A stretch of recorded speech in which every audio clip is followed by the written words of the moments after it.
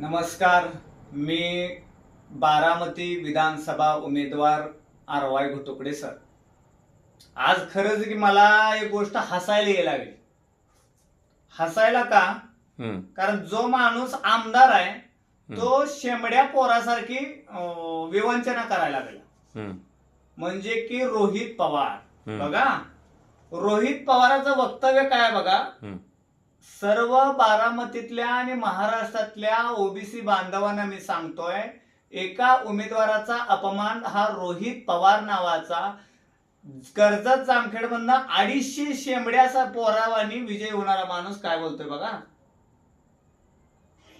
कुठं ना कुठंतरी तरुणा मुलींना काही नेत्यांनी जर सांगितलं असतं त्यांनी तो फॉर्म ठेवला नसता. पण कोणाचाही फॉर्म आज राहिला तरी लोक हुशार आहेत.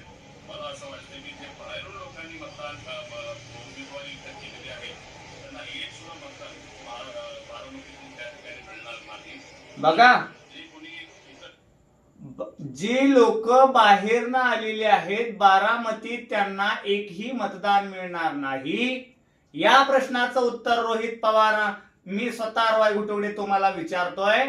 ज्या वेळेला 2014 साली 2009 साली स्वतःचे आजोबा ज्या वेळेला माड्यामध्ये आलेले होते त्यांनी 4 ते 5 लाख माड्यामधून सगळ्या ओबीसी बांधवांना त्यांनी दिलेले होते. मग काय शरद पवार काय माड्यामध्ये इथं राहत होते का? त्यांचं कुटुंब माड्यामध्ये आहे का?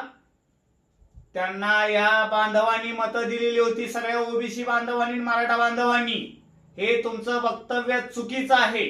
आणि कर्जत जामखेड मध्ये जे तुम्ही तिथं गेलाय तिथं तुम्ही बाहेरनच गेलाय ना. कर्जत जामखेड मधनं रोहित पवार स्वतः बाहेरनच गेलेत. तुम्ही म्हणताय बाहेरच्या लोकांना मतं टाकणार नाहीत. बारामती 100% हुशार आहे. बारामती ओबीसी बांधवाला शिट्टी या चिन्हावर मत 100% देईल आणि बारामतीचा आमदार शिट्टी या चिन्हावरती आरवाय घोटुकडे होईल. मला थोडासा संशयच यायला लागलाय. अरे मला तर तुम्हाला सगळ्या पक्षातील सगळ्या पुढाऱ्यांचा पाठिंबा आहे, पण मला स्वतः आरवाय घोटुकडे या चिन्हाला सगळ्या पक्षातील जनतेचा पाठिंबा आहे. मला बारामती मधील सगळ्या पक्षातील जनतेचा मला स्वतः पाठिंबा आहे.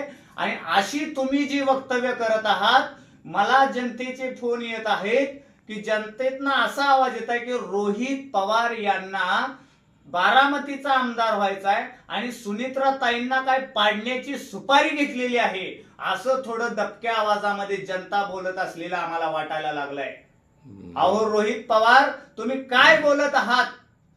तुम्ही तुमचा प्रचार बाजूलाच, तुम्ही अपक्षांचाच वेगळा प्रचार चालू केलाय. रोहित पवार, आज मी तुम्हाला सांगतो की बारामतीतनं आमदार ओबीसी समाजाचा असेल, गरीब मराठा समाजाचा असेल. कसं झालं